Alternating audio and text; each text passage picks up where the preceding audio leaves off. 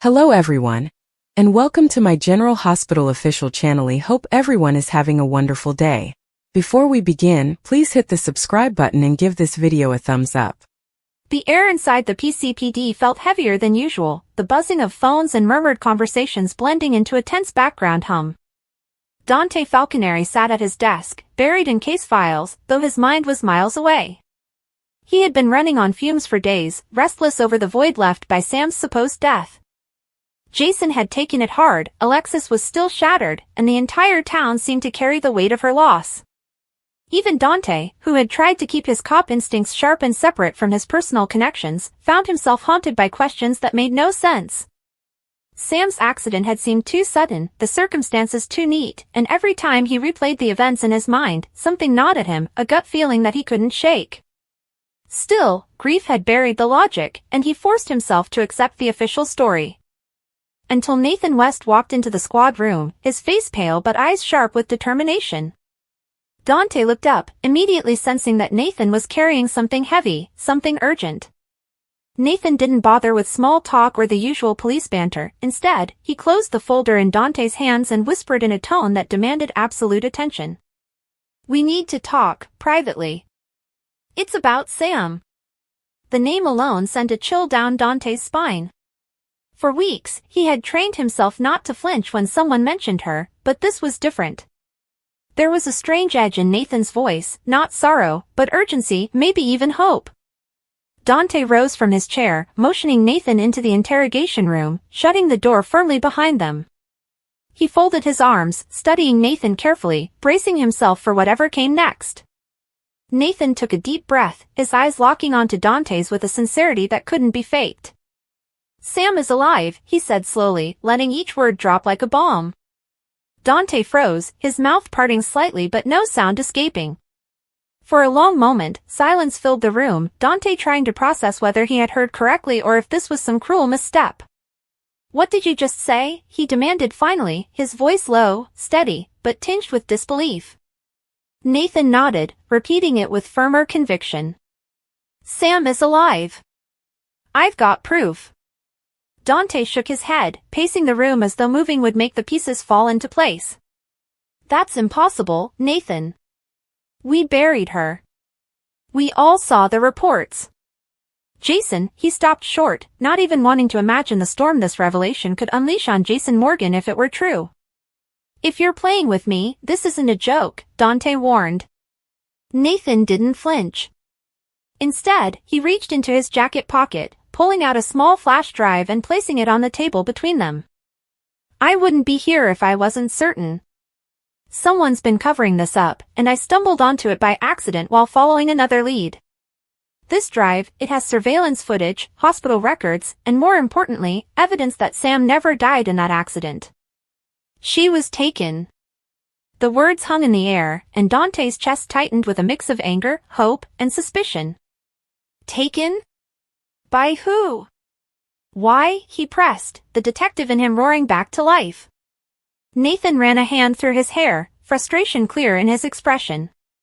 "That's what I've been trying to figure out. From what I can piece together, she was pulled from the wreckage alive. Paramedics thought they lost her en route, but someone intercepted the ambulance. The paperwork was doctored. The death certificate was falsified. Whoever is behind this has resources, Dante, and they've been keeping her hidden." Dante's pulse quickened, his mind firing through possibilities. Helena Cassadine. Victor Cassadine. Cyrus Renaud. The list of enemies long enough to fill a wall. But Sam? Why target her now? And why go to such elaborate lengths to fake her death? He slammed his fist lightly on the table, trying to ground himself in the reality of Nathan's words. "If what you're saying is true, then Jason deserves to know. Alexis deserves to know. Hell, the whole town needs to know." Nathan quickly raised a hand. "Not yet. If we go public before we understand who's pulling the strings, we could put Sam in even more danger. They kept her hidden for a reason, Dante. If we blow the cover too soon, she could disappear for good, or worse." The gravity of the situation settled over Dante like a heavy blanket. He thought of Jason, who had been drowning in guilt and sorrow, believing he had failed Sam once again. He thought of Danny and Scout, 2 children grieving their mother without knowing the truth. He thought of Alexis, broken by the loss of yet another child. And now, all of that might be based on a lie, a manufactured death that was part of some greater, darker plan. Dante rubbed his face, his voice shaking despite his efforts to stay composed. My God, Nathan. If this is real, everything changes. Nathan nodded solemnly. It is real. I've been following breadcrumbs, but someone powerful has been covering their tracks. I need your help, Dante. We can't take this through official channels yet, too many people could be compromised. We have to keep this between us until we know who to trust.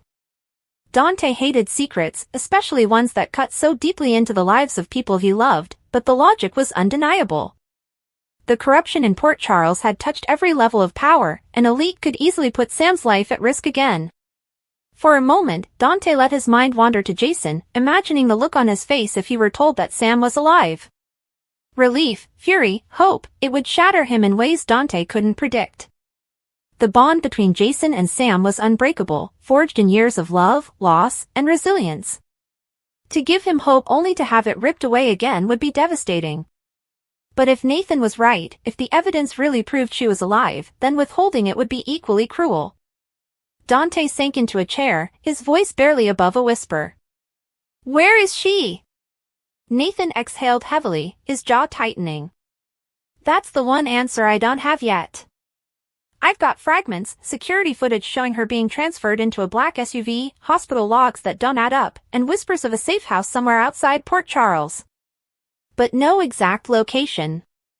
Whoever took her, they knew how to cover their tracks. They've been 2 steps ahead. Dante slammed his palm on the table again, this time with more force. Then we catch up. We find her. And when we do, the people behind this won't get away with it. A heavy sigh escaped him. He swirled the amber liquid in his glass, the scent of whiskey a familiar, if ineffective, comfort. Behind him, the soft click of the door opening didn't immediately register. It was only when he heard the deliberate, heavy footsteps that he turned, his police-trained instincts kicking in, his posture shifting from weary to alert. His cousin, Nathan West, stood in the doorway. Nathan's usual easygoing demeanor, the one that seemed to be a permanent fixture since his marriage to Maxie, was gone. In its place was a grim, almost ashen pallor. His broad shoulders were slumped, and his eyes, usually so clear and direct, were shadowed with something Dante couldn't immediately identify: dread, confusion, and a profound, unsettling urgency. Dante pushed away from the table and began pacing the interrogation room again, every nerve in his body on high alert. Nathan watched him carefully, knowing the storm brewing in Dante's mind was about to erupt into action. Dante finally stopped, turning sharply toward him. We start tonight. I don't care how many doors we have to kick in or how many files we have to pull. If Sam's out there, breathing, then we're not wasting another second. Nathan gave a small nod, relieved that Dante was on the same page. I figured you'd say that.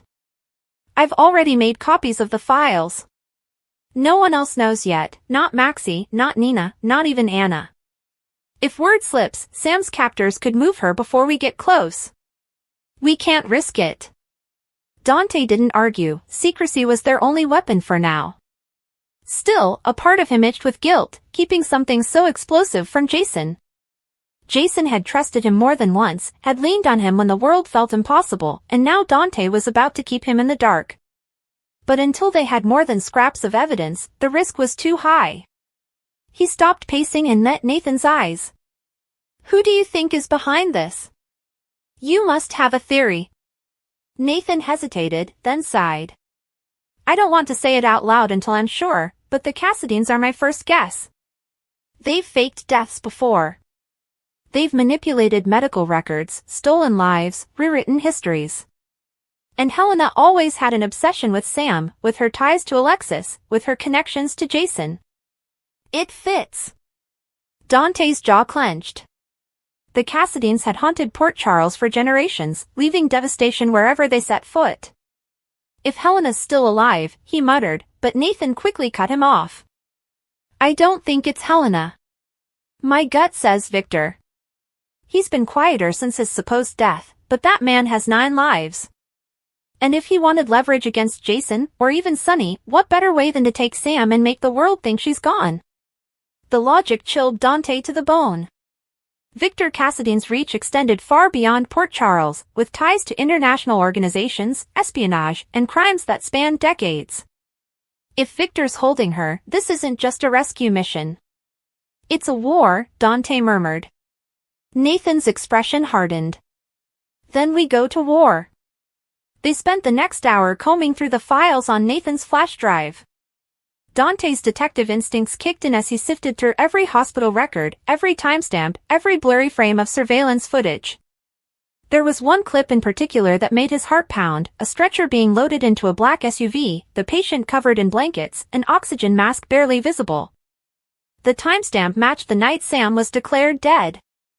The ambulance logs claimed she was taken to General Hospital, but the footage showed otherwise. Someone had intercepted her transport and swapped destinations. It was clean, calculated, professional. Dante pushed the laptop away, his voice tight. This wasn't random. Whoever orchestrated this had people on the inside. EMTs, hospital staff, maybe even someone at the PCPD who made sure no one looked too closely. Nathan leaned back in his chair, running a hand over his face. Which means we can't trust anyone, Dante. Not the department, not the hospital, not even WSB contacts. Until we know who's clean, it's just us. The weight of isolation pressed on them both. Dante wanted to reach out to Anna Devane, to loop her in because of her experience with the WSB and the Cassidines, but Nathan's warning echoed in his head. If Sam had been hidden this carefully, then the circle of trust had to remain small. For now, silence was protection. Suddenly, Dante's phone buzzed on the table.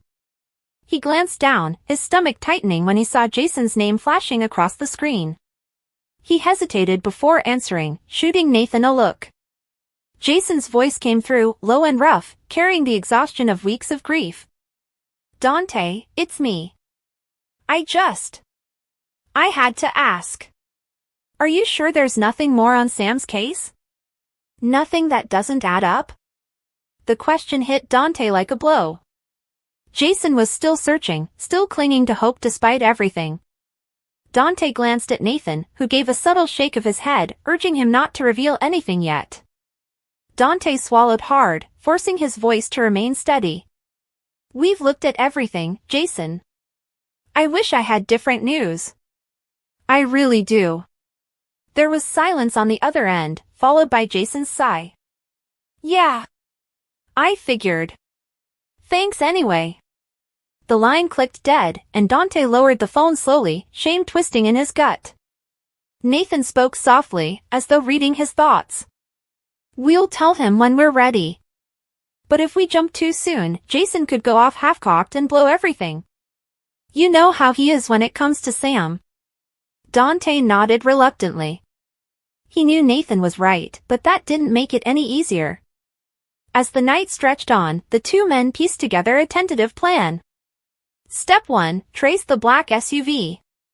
Nathan had managed to isolate a partial license plate from the surveillance footage. Dante would use his contacts to quietly track it without raising red flags. Step 2, re-examine Sam's medical files. There were discrepancies in her blood work, missing pages, altered signatures. Someone inside General Hospital had tampered with her chart. Step 3, monitor Cassidine activity. If Victor was involved, there had to be whispers somewhere in the underground network. By the time they left the station, it was well past midnight.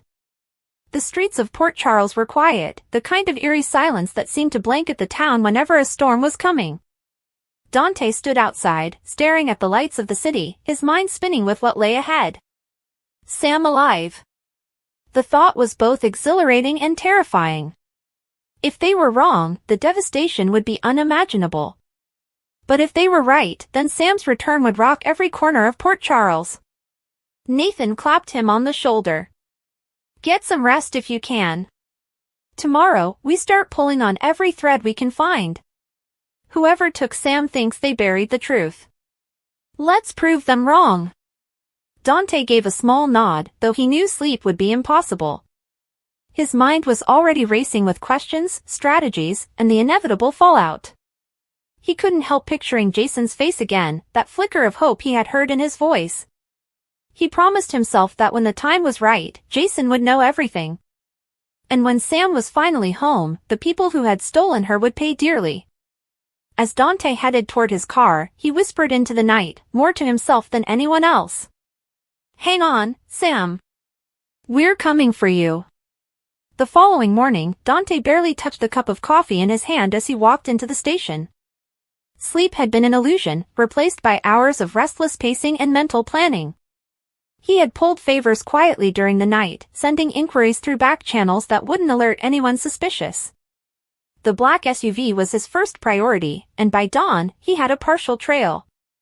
The vehicle was registered under a shell company tied to an offshore account, the kind of setup Cassadines had used countless times. The deeper he dug, the more convinced he became that Nathan was right. This had their fingerprints all over it. Nathan arrived not long after, his usual calm demeanor strained by tension. He set a folder on Dante's desk and lowered his voice. "I talked to a contact at General Hospital who owed me a favor. They checked the logs again. The night Sam was declared dead, her records were signed off by a doctor who hasn't been seen in weeks. Dr. Felix Ward. He was on duty, allegedly pronounced her, but there's no trace of him after that night.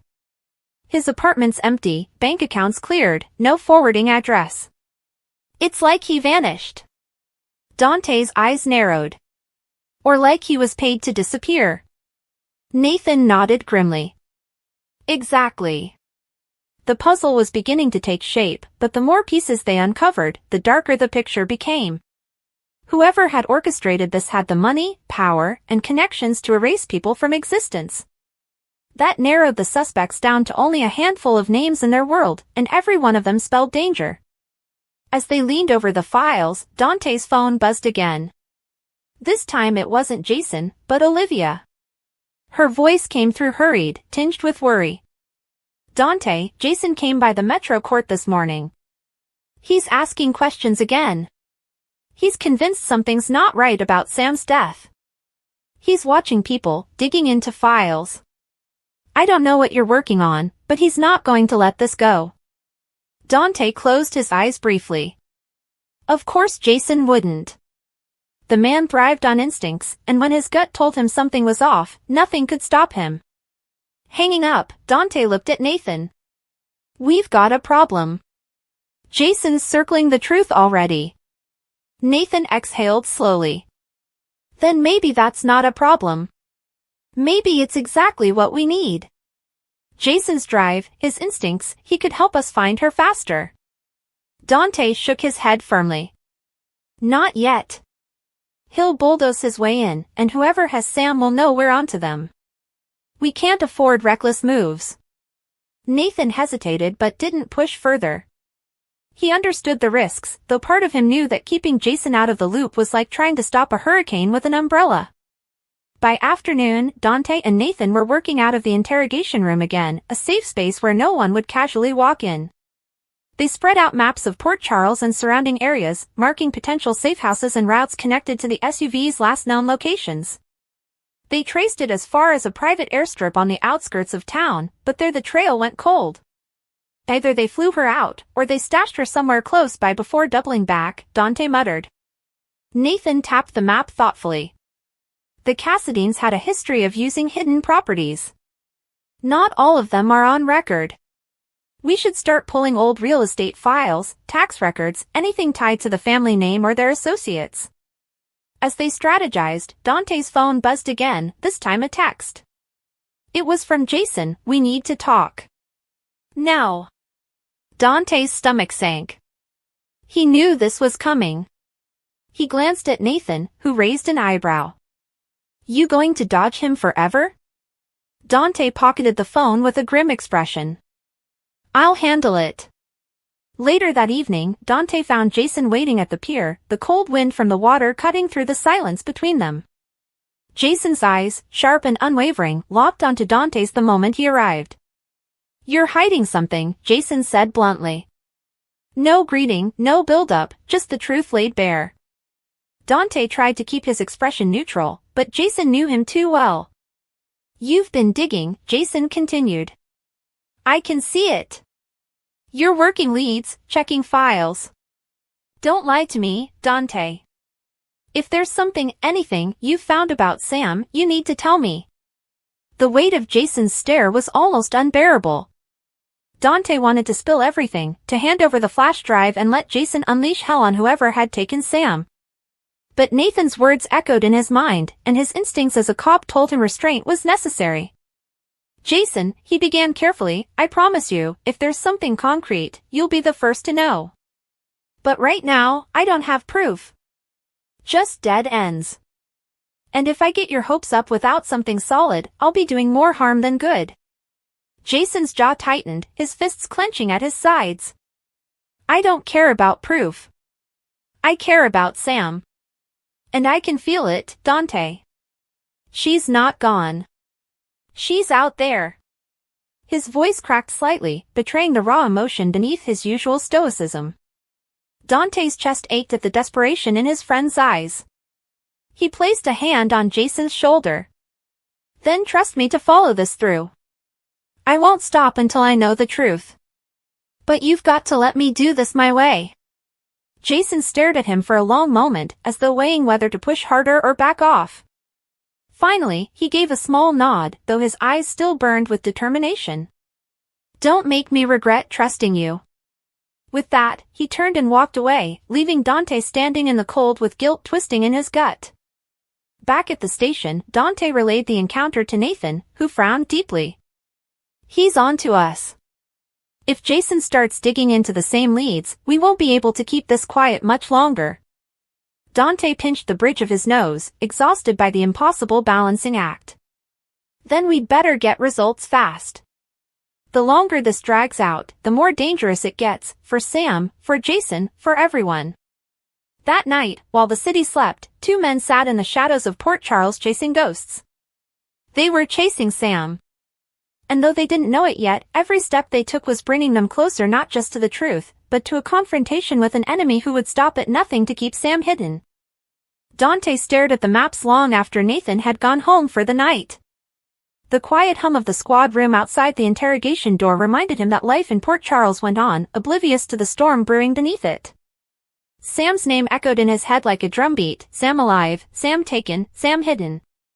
The truth was out there, and he couldn't rest until he found it. The next morning, Nathan was already waiting when Dante walked in, his eyes heavy with lack of sleep but his energy still sharp. I couldn't stop thinking about the SUV trail, Nathan said. So I pulled up old records of Cassadine Holdings in upstate New York. Guess what I found? A warehouse registered under a dummy corporation that went dark about 3 years ago. No taxes paid, no employees, but utilities have stayed active.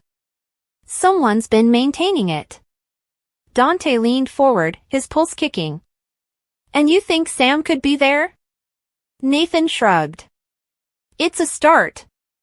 But we need to be smart. If the Cassadines are involved, the place could be a trap. Cameras, guards, who knows what else? Dante gave a humorless chuckle. Since when have the Cassadines ever made anything easy? He grabbed his jacket. Let's check it out. Quietly. They drove out under the cover of late morning traffic, making sure not to draw attention. The warehouse sat near the riverbank, remote enough that no one would stumble across it accidentally.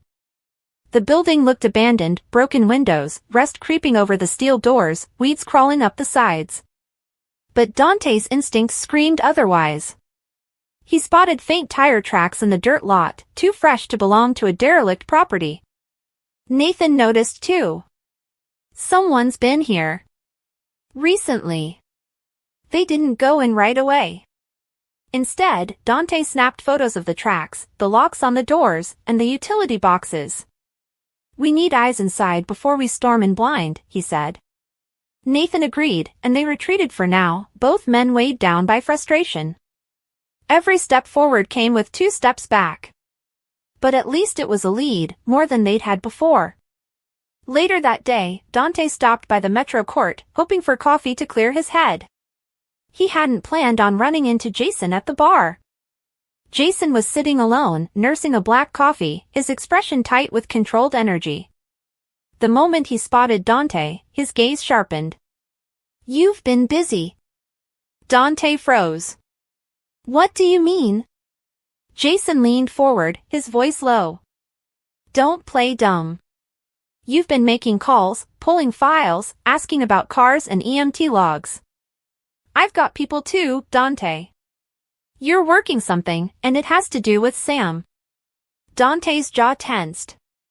Jason's instincts were sharper than ever, and lying outright would only push him further. "I can't talk about it," Dante said finally, his voice steady but firm. "Not yet." Jason's eyes darkened, his tone steel. "If you know something, anything, you don't keep it from me. Not about Sam." The conviction in his words hit Dante square in the chest. He wished more than anything he could tell Jason everything, but the risk was too great. "Instead," he said, "trust me. When I have something real, you'll know." Jason didn't answer.